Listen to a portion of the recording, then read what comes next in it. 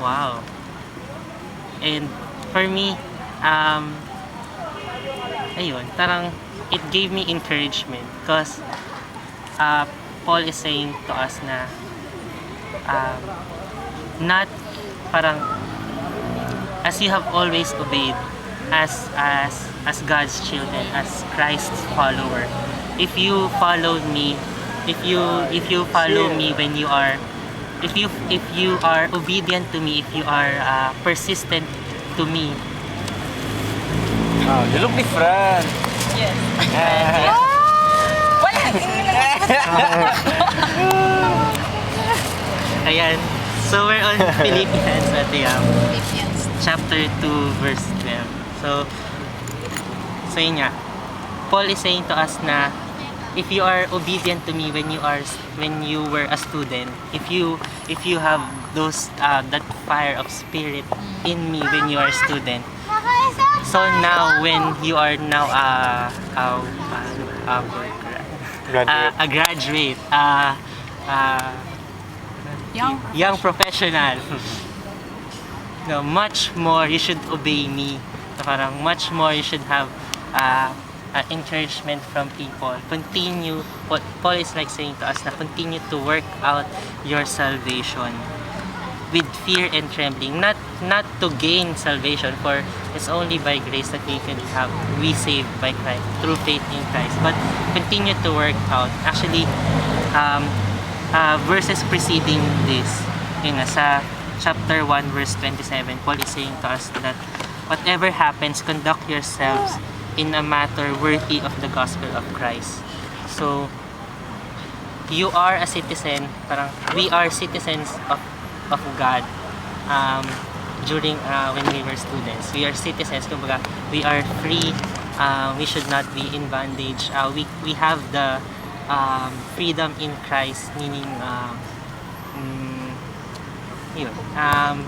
Just as you were before, Paul is saying us na much more so, continue to be obedient to Christ. So parang ngayon, with our settings, still waters, nung nabasa ko to nung Wednesday, when I read this last Wednesday, so it encouraged me really, because especially the Die Hard 5 group, because it is showing that us, even though yun nga, we're seeing only personally during Sundays, even with Facebook, we're not, communicating now and then.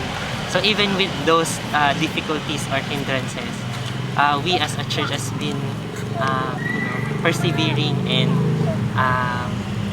parang really working out our salvation. And for me, it affirms me, God affirmed me on that, because I've been asking God nga na, will this jogging thing will work out? And through this verse, He affirms me na, Louie, ayun nga.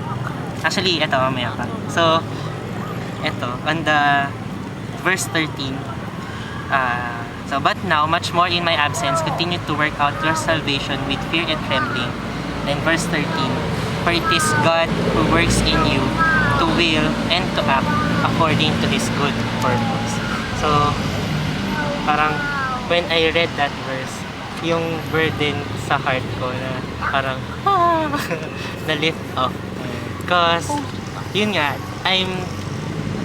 personally, I'm a worryful person.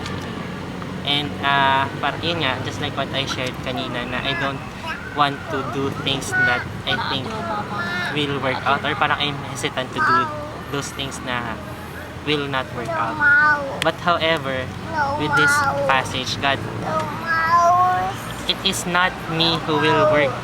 Parang the success of the things that I plan does not depend on my skills, on my abilities, does not depend on the plans that I do. However, it is God who works in me to will and to act according to His good purpose. God works in me to will, meaning He has given me the motivation. Wait lang. God works in me to have the motivation to do His purposes, to have the motivation to think of ways that will make us unite as a church. God works in me to have the intention to do right things, righteous things. Yung even when, di ba yun nga, Paul is saying, not only in my presence but much more in my absence. That even when there are times na I feel alone, you feel alone, God is there to work in you to be righteous before Him, to think of yun nga, to focus only to God, and yung hindi ka parang mas way dun sa people around you na maging ano ka lang sa work, parang work ka na lang all day and not think about God or for other people. And yun rin, God gives us direction, and especially this jogging that we plan, or alternate worship service. When I remember nung we were thinking about this, parang the atmosphere is very heavy, ganyan, na parang serious. Oh guys, what we will do in Sunday, ganyan, will this work out? But yun nga, upon reading this na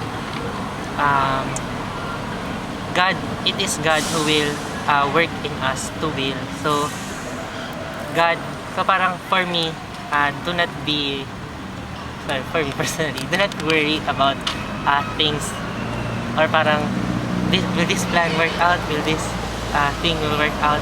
Actually, God is saying if there is anything at that moment when sino ba nag-isip ng junk? Or anyway, basta when we are planning about this afternoon, God is already working in us, giving us wisdom and time, and really the heart to prepare for this kind of thing, and yun, to act.